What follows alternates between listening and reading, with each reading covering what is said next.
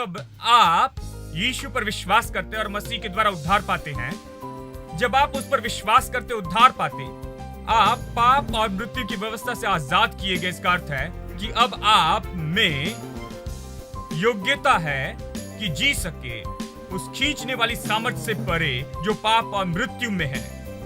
पाप और मृत्यु की व्यवस्था तो गुरुत्वाकर्षण की शक्ति के जैसे है जो आपको नीचे खींचती है, लेकिन प्रभु ने आपको सामर्थ्य दी है कि खुद को ऊंचा उठाएं। You are beautiful beyond description, too marvelous for words, too wonderful for comprehension, like nothing ever seen or heard. Who can grasp your infinite wisdom? Who can fathom the depths of your love? You are beautiful beyond description, majesty enthroned above. I stand in awe. I stand in awe of you. Holy God, to all praise is due. I stand in awe of you. I stand in awe of you. I stand in awe of you. Holy God, to whom all praise is due. I stand in awe of you. Sam P Chalodare के द्वारा आयोजित full gospel Bible college के admissions अभी आपके लिए उपलब्ध हैं। कक्षाएं 12 जनवरी 2015 से शुरू होंगे। अधिक जानकारी के लिए full gospel Bible college, post box number 494, Chennai 7, screen पर दिखाए जा रहे फोन नंबर और ईमेल के द्वारा आप हमें संपर्क कर सकते हैं।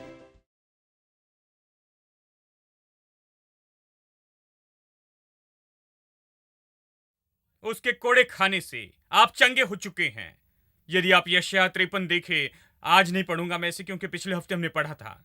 यशायाह 53 वचन 5 के अंत में कहता है, देखिए, याद रखिए, यशायाह ने इस संसार में यीशु के आने के 800 साल पहले कहा था। उसने प्रकाशन के द्वारा क्रूस देखा। उसने उसे प्रकाशन दिया कि वो कलवरी के क्रूस पर क्या होगा वो देखे। तो उसने क्रूस देखा और जाना कि वहां क्या हुआ, और बताता है कि क्या देखा। वो कहता है, और मैंने देखा कि हमारी शांति के लिए उस पर ताड़ना पड़ी, वो हमारे अधर्मों के हेतु कुचला गया।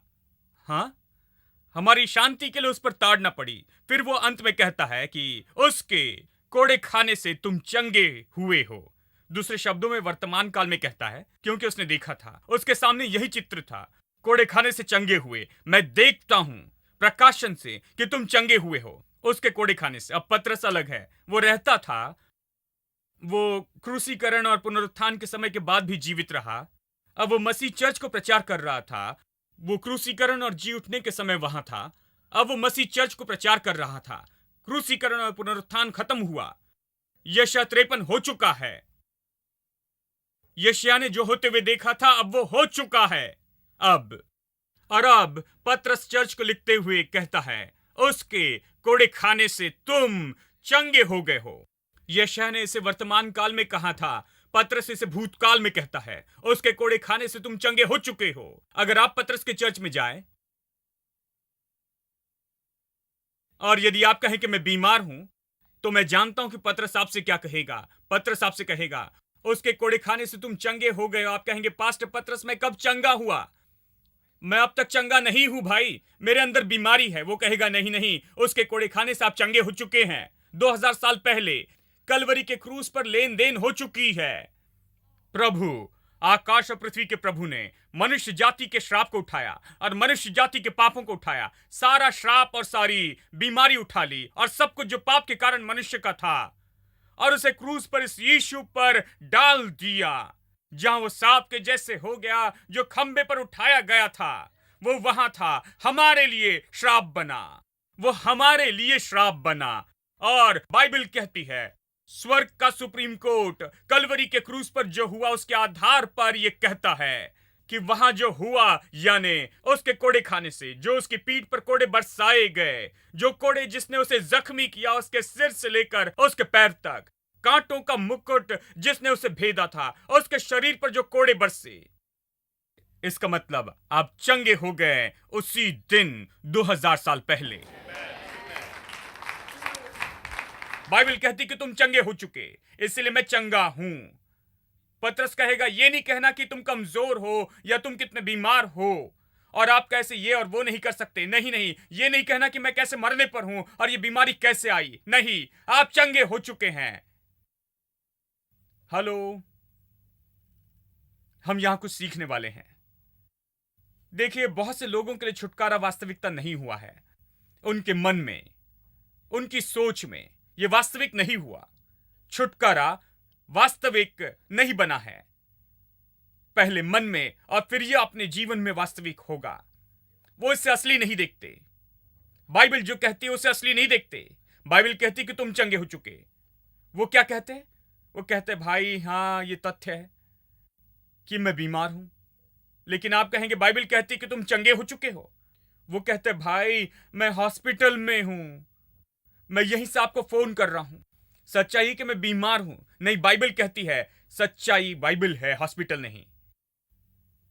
बाइबल कहती है कि आप चंगे हो चुके हैं, लेकिन आप कहते देखिए भाई सच्चाई मैं बीमार हूं। नहीं नहीं, सच्चाई यह है कि आप चंगे हो चुके। देखिए, जब आप चंगे हो चुके हैं, यह बड़ा होता है मैं बीमार हूं से। जब ये वाक्य कि तुम चंगे हो ये बड़ा होता है सारे दर्द से, सारी परेशानी से और डॉक्टर की रिपोर्ट से और सारे टेस्ट और सारी चीजों से जो आपके सामने आती हैं, तो आप चंगे हैं, ये वाक्य बड़ा होता है बाकी सबसे। दोस्तों, तो छुटकारे की वास्तविकता आपके अंदर आती है और आप बुरी खबर से नहीं डरेंगे और आप नहीं हटेंगे। आप देखेंगे कि आपकी सारी बीमारी खत्म हो रही है, आप विजय पाएंगे। हेलो, आप समझ रहे हैं? लेकिन बात यह है कि लोग ये नहीं जानते। ये बाइबल में, जैसे मैंने कहा, ये छोटी चीज की आप चंगे हो चुके हैं। यहां पहला पत्रस अध्याय 2:24 में, और तुम चंगे हुए हो यशायाह 53 में जो फर्क है इसे लोगों ने नहीं जाना। क्या हुआ है यशायाह 53 और पहला पत्रस 2:24 के बीच? इसके बीच क्या हुआ? कलवरी का क्रूस। बीच में क्या हुआ? हमारा छुटकारा। इसके बीच क्या हुआ? स्वर्ग की घोषणा हुई कि आज क्रूस का हमारे लिए क्या अर्थ है। स्वर्ग ने घोषित किया कि हम चंगे हो चुके। देखिए, इस बीच में यही तो हुआ है, तो काल बदल गए हैं और अब काल बदल गए हैं और इसीलिए हमारी चंगाई हो चुकी है। यह सच्चाई है, यह सत्य है, यह हमारी है आज। आमीन। ओ, मैं बहुत उत्साहित हूं। जब यह आपके मन और दिल में वास्तविकता होता है, तब यह आपके जीवन में वास्तविक होता है। आप हरा सकते हैं उन सारी चीजों को जो आपके विरुद्ध में उठती है, बीमारी के रूप में या किसी और रूप में। बीमारी को मैं उदाहरण के रूप में उपयोग कर रहा हूं, यह जीवन के क्षेत्र में उपयोगी है। आमीन। क्योंकि हम सब बीमारी के बारे में समझते हैं। चलिए इसके बारे में चर्चा करें। बात तो यह है, बहुत से लोगों ने अपना मन इस स्तर पर नहीं रखा है। बहुत से लोग, देखिए, यानी उदाहरण के लिए देखिए, इस दुनिया में आप कहीं भी जा सकते हैं, हवाई जहाज के द्वारा आप जा सकते हैं या ट्रेन के द्वारा जा सकते हैं। एक भाई ने मुझसे कहा, उन्होंने कहा कि 2 दिन और 1 रात या ऐसा ही कुछ उन्होंने कहा था, वहां जाने के लिए इतना समय लगता है ट्रेन से, जहां उन्हें जाना है इंदौर या ऐसी कोई जगह है। मैंने कहा ऐसे क्यों जाना चाहते, बस प्लेन ले। उन्होंने कहा ओ भाई। मैंने कहा अब प्लेन तो ट्रेन के जितना ही सस्ता हो गया है, लेकिन वो खुद को इस तरह की सोच में नहीं ला सके। और मैं नहीं सोचता कि ट्रेन में 2 रात और 1 दिन में बैठा रहूं, जानते हैं, और मेरा मन इसके साथ सहमत नहीं होता है। मेरा मन कहता है कि जैसे प्लेन में बैठे मुझे अगले मिनट वहां पहुंचाओ। क्या आपको इससे अच्छा प्लेन नहीं मिल सकता? कि आप मुझे वहां पर 5 मिनट में पहुंचा दो? आपको जल्दी ऐसा प्लेन ढूंढना चाहिए, क्योंकि टेक्नोलॉजी उपलब्ध है। हम जा सकते हैं यहां से दुनिया में कहीं भी, बस एक ही दिन में। हमें एक जगह से दूसरी जगह जाने के लिए दिनों दिन बिताने की जरूरत नहीं, लेकिन मन मन नया नहीं बनाया गया है कि क्या उपलब्ध है, किस तरह की सामर्थ्य और टेक्नोलॉजी उपलब्ध है, ऐसी योग्यता जो हमारे लिए उपलब्ध है। इसलिए हमें 2 रात और 1 दिन बिताने की जरूरत नहीं है ट्रेन में बैठे हुए। हम उस समय कुछ और कर सकते। और उस भाई ने कहा कि मैं क्या करूं भाई, मैं बस ट्रेन में चढ़कर बैठता हूं। मैंने कहा मेरे प्रभु जानते हैं, अवश्य ही आप मेरे प्रचार को नहीं समझते। आप इसे नहीं पा रहे हैं, आप पूरी तरह से अलग ही स्तर पर हैं। वो ट्रेन से जाते हैं 80 किलोमीटर प्रति घंटे की रफ्तार से, जबकि प्लेन से 700 किलोमीटर प्रति घंटे की रफ्तार से जा सकते हैं। बड़ा फर्क है। हम ग्राउंड माइंडेड नहीं होना चाहिए, लेकिन एयर माइंडेड होना चाहिए। बड़ा फर्क है, बड़ा फर्क है एयर माइंडेड होने में। तो पहली बात आप पूछते हैं क्या कोई ट्रेन है, यह पूछने के बजाय पूछते हैं कि क्या कोई प्लेन जा रहा है। यही बात आप पूछेंगे, क्योंकि आप हर संभव सबसे जल्दी जाना चाहेंगे। सही कहा ना? प्लेन और फ्लाइंग जैसी बातों के बारे में चर्चा करें। जानते हैं, देखिए पिछली कुछ सदी में, कुछ 100 साल पहले प्लेन उड़ने लगे। जानते हैं, राइट ब्रदर्स ने अपनी पहली फ्लाइट बनाई, जैसे आप जानते हैं। और देखिए, जब हम पूछते हैं, जैसे कि आप जानते हैं कि हम पूछते हैं कि उड़ने की योग्यता कब बनाई गई, आप कहेंगे हाँ भाई, बस कुछ 100 साल पहले ही राइट्स ब्रदर ने अपना पहला जहाज बनाया, देखिए, और फिर तब हम उड़ने लगे। नहीं नहीं, बात तो ये है कि एक नियम है जिससे प्लेन उड़ता है। आप इसे जानते हैं, सोचता हूं, क्योंकि गुरुत्वाकर्षण का नियम है जो सब नीचे खींचता है। अब यदि गुरुत्वाकर्षण का नियम सब नीचे खींचते रहता है, तो प्लेन कैसे उड़ सकता है सैकड़ों यात्रियों के साथ, जिसमें हजारों टन लगेज है? वो कैसे उड़ सकता? क्योंकि एक नियम की खोज की गई है, और यह नियम प्लेन को गुरुत्वाकर्षण के बावजूद उड़ने देता है। यह गुरुत्वाकर्षण को दूर नहीं करता। गुरुत्वाकर्षण तो काम करता है, आप इससे दूर नहीं हो सकते हैं, लेकिन बात यह है कि एक नियम गुरुत्वाकर्षण पर जय पाता, गुरुत्वाकर्षण पर, इसलिए वो उड़ते हैं। अब उन्हें इसकी कुछ समय पहले ही खोज की है, कुछ 100 साल पहले, लेकिन नियम तो समय में पहले से ही था, शुरू से ही। जब परमेश्वर ने आकाश और पृथ्वी को बनाया, यह नियम केवल गुरुत्वाकर्षण का नियम ही नहीं, लेकिन लिफ्ट का नियम भी है, जिसके कारण प्लेन टेक ऑफ करके फ्लाई कर सकता। यह सिद्धांत, यह नियम पहले से ही था। आदम उड़ा सकता था, ठीक है? देखिए, नियम तो उसके समय से हमारे समय में बदले नहीं हैं। 100 साल पहले किसी ने उसकी खोज की है कि हम उड़ सकते हैं, लेकिन सिद्धांत जिसके कारण प्लेन उड़ सकता है, वो नियम जिसके कारण प्लेन उड़ सकता है, वो पहले से ही उपलब्ध था, बहुत पहले से ही। जब प्रभु ने आकाश और पृथ्वी को बनाया, यह पहले से ही था। लेकिन लोगों ने गुरुत्वाकर्षण को जाना और लिफ्ट का नियम नहीं जाना। कैसे ऐसे इंजन को बना सकते हैं जो हवा को खास तरह से फ्लो होने देता है, जिसके कारण इतनी पावर जनरेट होती है कि प्लेन लिफ्ट करे, उस पर भारी वजन होने के बावजूद भी। आमेन। अब इसी तरह से बाइबल कहती है, देखिए रोमियो अध्याय 8 में मैं आपको दिखाना चाहूंगा यहां बीमारी और जीवन की हर एक बात के बारे में, कि कैसे आपको आत्मिक मनसा रखनी चाहिए। एयर माइंडेड होने जैसे ही आपको आत्मिक मनसा वाला होना है। देखिए 5 ज्ञानेंद्रिय वो यही जानते, यानी देखना, महसूस करना, स्वाद लेना और सूंघना, बस वो यही जानते हैं। आप उनसे कुछ नहीं कह सकते हैं। वो चर्च में आते हैं और यदि आप आत्मिक चीजों के बारे में बताएं तो नहीं समझ सकते, क्योंकि वो देखना चाहते हैं, महसूस करना और ऐसा कुछ। तो वो क्या करते हैं, वो चर्च को महसूसीकरण की जगह बनाते हैं। तो वो कहते, ओ मैं ये और वो महसूस करता हूं, और वो अच्छा महसूस करना चाहते हैं, और मैं अच्छे महसूसीकरण के विरुद्ध में नहीं हूं। देखिए, महसूसीकरण हमारे जीवन का भाग है, लेकिन मैं इसी पर आधारित नहीं हूं। अब सभा खत्म होने के बाद मैं घर जाऊंगा, शायद थोड़ा थक गया हूं, क्योंकि मैं यहां पर हूं गीत गाते, प्रचार करते और ये सब कुछ कर रहा हूं। मैं पैर लंबे करके बस आराम करूंगा, और ये सब मैं नहीं गाऊंगा हालेलुया और ये सब। मैं सबसे ज्यादा आत्मिक रूप में नहीं दिखूंगा, लेट जाऊंगा, जानते हैं, पेट भरा होगा, ज्यादा आत्मिक नहीं है ये, लेकिन फिर भी प्रभु का आत्मा मुझ में है। जब मैं ज्यादा आत्मिक महसूस नहीं करता, जब मैं हालेलुया नहीं चिल्लाता हूं, फिर भी प्रभु का आत्मा मुझ में है। प्रभु का धन्यवाद कि मैं यहां आकर महान आनंद महसूस कर सकता हूं।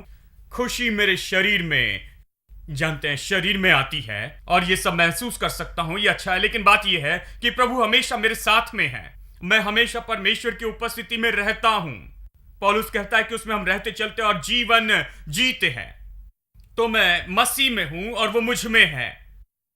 तो ये ऐसा नहीं कि मैं हमेशा किसी उछाल को या रोमांच को हर समय महसूस करूं, या फिर कि ये जानूं कि प्रभु यहां पर है। मुझे एक भाई याद है, जब भी मैं उनके पास जाता तो वो कंधा ऐसे हिलाते और कहते, ओ हालेलुया, स्तुति हो, प्रभु यहां है भाई। मैंने कहा तुम्हारे हिलने के पहले ही वो यहां है। वो हमेशा यहां पर है भाई। आप अभी हिले और जाना कि वो यहां है। वो हमेशा यहां पर है। कोई मेरा संदेश समझ गया? देखिए, आप ये बहुत अच्छे से समझ सकते। शरीर के मन के ना हो, शारीरिक मनसा के ना हो।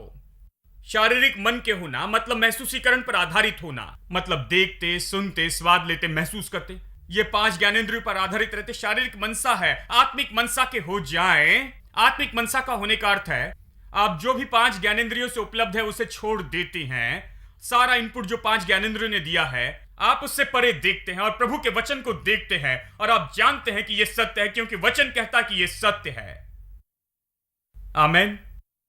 जब आप उस स्तर पर पहुंचते तो आत्मिक होते हैं। देखिए, बहुत से लोग शारीरिक है, देखिए, जानते हैं, तो वो क्या कहते हैं, भाई मैं बीमार हूं, मुझे बुखार महसूस हो रहा है। बाइबल कहती कि आप चंगे, उसका क्या? देखिए, यदि आत्मिक व्यक्ति हो तो यह कहता है, खैर मैं बुखार महसूस कर रहा हूं, लेकिन बाइबल कहती है कि मैं चंगा हूं। बाइबल कहती कि चंगे हो चुके हैं, तो प्रभु की स्तुति। हालांकि बुखार थोड़ा ज्यादा है, बाइबल जो कहती वो तो सच में बड़ा है। जो भी मेरे महसूसीकरण से, मेरे लिए बाइबल जो कहती है वो 1000 गुना बड़ा है।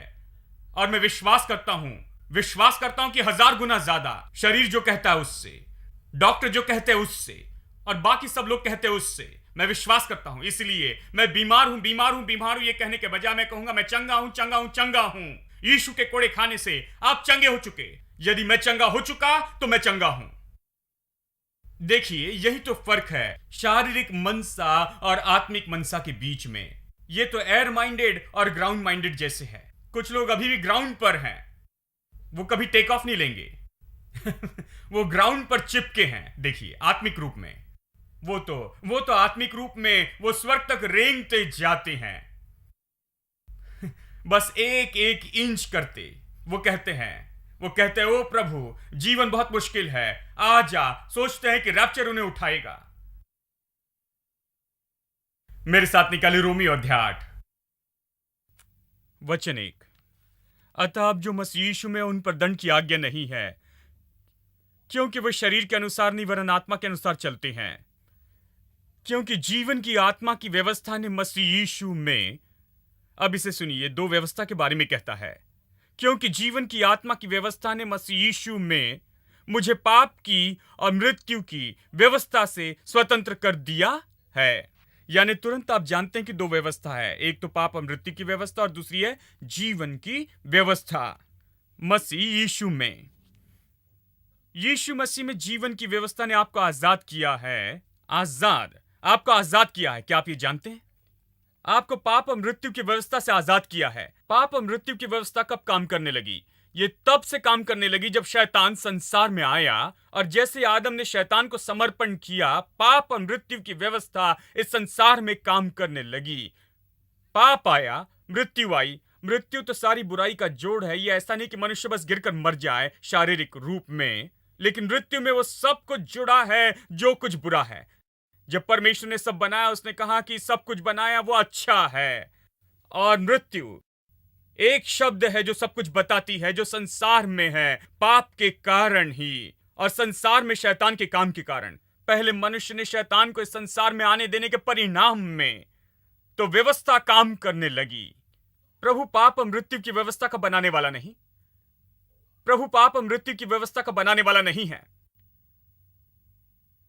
प्रभु तो बनाने वाला है जीवन की आत्मा का। हाँ, उसने पाप और मृत्यु कहां बनाई? उसने पाप और मृत्यु नहीं बनाई। वो मृत्यु नहीं चाहता था, वो पाप नहीं चाहता था। पाप और मृत्यु की व्यवस्था प्रभु से नहीं आई है। ये शुरू होती है, आरंभ होती है, इसका बनाने वाला है वो है जिसने इस संसार में, इस दुनिया में पाप और मृत्यु की व्यवस्था लाई, उसे अस्तित्व में लाया, वो शैतान है दोस्तों। लेकिन जब प्रभु ने कहा और सब कुछ अस्तित्व में आया, ये तो जीवन की आत्मा की व्यवस्था थी। ये बस यही है, जो भी उसने कहा वो अस्तित्व में आया, सबने जीवन पाया, जैसे प्रभु ने कहा और वो हो गया। जरा कल्पना करें, यानी मसीह यीशु में जीवन की आत्मा की व्यवस्था ने मुझे आजाद किया पाप की और मृत्यु की व्यवस्था से। यानी जब से आदम ने पाप किया, पृथ्वी पाप और मृत्यु की व्यवस्था में है। जब यीशु आया तो उसने छुटकारे के द्वारा क्या किया? इसलिए यह कहता है कि मसीह यीशु में जीवन की आत्मा की व्यवस्था। देखिए, मसीह के बिना यह नहीं हो सकता है। जब पाप और मृत्यु की व्यवस्था आई, परमेश्वर ने यीशु को इस संसार में भेजा और वो क्रूस पर हमारे लिए मरा कि हमें छुड़ाएं। और वो हमें कैसे छुड़ाता है?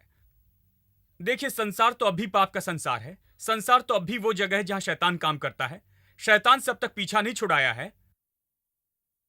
बाइबल कहती है कि यीशु शैतान के कामों को नाश करने आया। बाद में खुद शैतान नाश किया जाएगा। अब शैतान के काम नाश किए जा रहे हैं, तो शैतान अभी भी यहां है, काम कर रहा है। पाप अभी भी है, आसपास है। यदि आप कहें कि कोई पाप नहीं, तो आप खुद को मूर्ख बना रहे हैं। देखिए, ये यहां है, संसार में है, तो हम पाप और मृत्यु के संसार में जीते हैं। पाप और मृत्यु की व्यवस्था भी काम कर रही है, हम उसे छूटे नहीं हैं। लेकिन प्रभु ने छुटकारे के द्वारा क्या किया? जबकि आप पाप और मृत्यु की व्यवस्था में जीते हैं, या आप जैसे पाप और मृत्यु की व्यवस्था के संसार में जीते, जो पाप और मृत्यु की व्यवस्था के अधिकार में है, जब आप यीशु पर विश्वास करते और मसीह के द्वारा उद्धार पाते हैं, जब आप उस पर विश्वास करते, उद्धार पाते, आप पाप और मृत्यु की व्यवस्था से आजाद किए गए। इसका अर्थ है कि अब आप में योग्यता है कि जी सके उस खींचने वाली सामर्थ से परे जो पाप और मृत्यु में है। पाप और मृत्यु की व्यवस्था तो गुरुत्वाकर्षण की शक्ति के जैसे है, जो आपको नीचे खींचती। लेकिन प्रभु ने आपको सामर्थ्य दी है कि खुद को ऊंचा उठाएं और उसके ऊपर उड़े, उसके ऊपर और उसके ऊपर जिए। प्रभु ने आपको योग्यता दी है। अब यह टेक्नोलॉजी उपलब्ध है। यीशु आया, अब आपको योग्यता दी गई है। प्रभु कहता है, ठीक है, पाप और मृत्यु की व्यवस्था भी काम कर रही है, मैं उससे अंत में निपटूंगा। मैं संसार को शुद्ध करके शैतान से पीछा छुड़ाऊंगा कि ये पाप और मृत्यु की व्यवस्था यहां पर नहीं रहेगी। लेकिन इस बीच मैं नहीं चाहता कि तुम धूल में बने रहो। मैं नहीं चाहता कि पाप और मृत्यु की व्यवस्था में तुम असफलता में जियो। मैं नहीं चाहता कि तुम पाप और मृत्यु के इस अधिकार में चलो, तुम नीचे जाओ। मैं नहीं चाहता कि तुम उसकी सामर्थ के खिंचाव में रहो और उसके अधिकार में रहो। मैं चाहता हूं तुम अलग व्यवस्था में रहो जो तुम्हें उठाती है। सैम पी चलोदरे के द्वारा आयोजित फुल गॉस्पेल बाइबल कॉलेज के एडमिशन्स अभी आपके लिए उपलब्ध हैं। कक्षाएं 12 जनवरी 2015 से शुरू होंगे। अधिक जानकारी के लिए full gospel Bible college, post box number 494, Chennai 7, screen पर दिखाए जा रहे फोन नंबर और ईमेल के द्वारा आप हमें संपर्क कर सकते हैं। I was running and you found me. I was blind and you gave me sight. You put a song of praise in me. Oh, I was broken and you healed me. I was dying and you gave me life. Lord, you are my identity. I know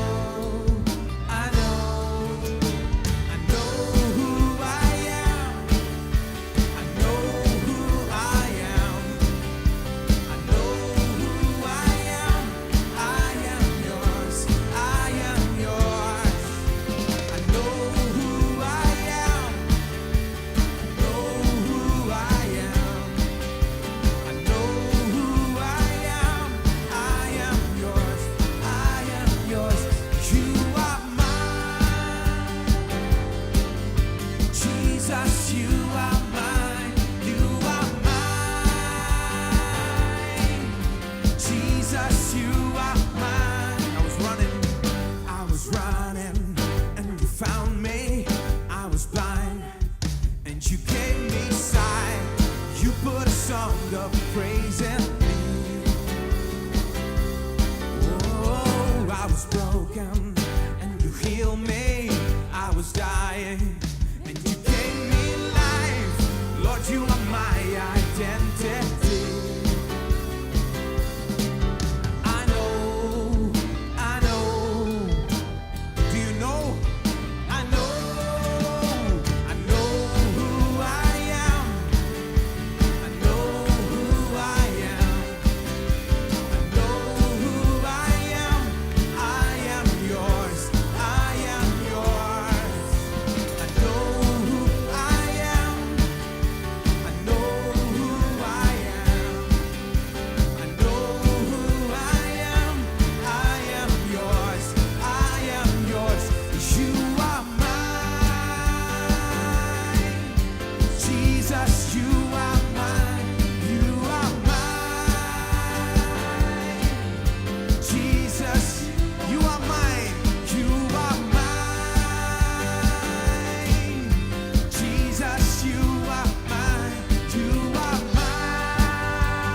mine. Jesus, you are. I am forgiven. I am your friend. I am accepted. I know who I am. Make this confession. I am secure. I'm confident that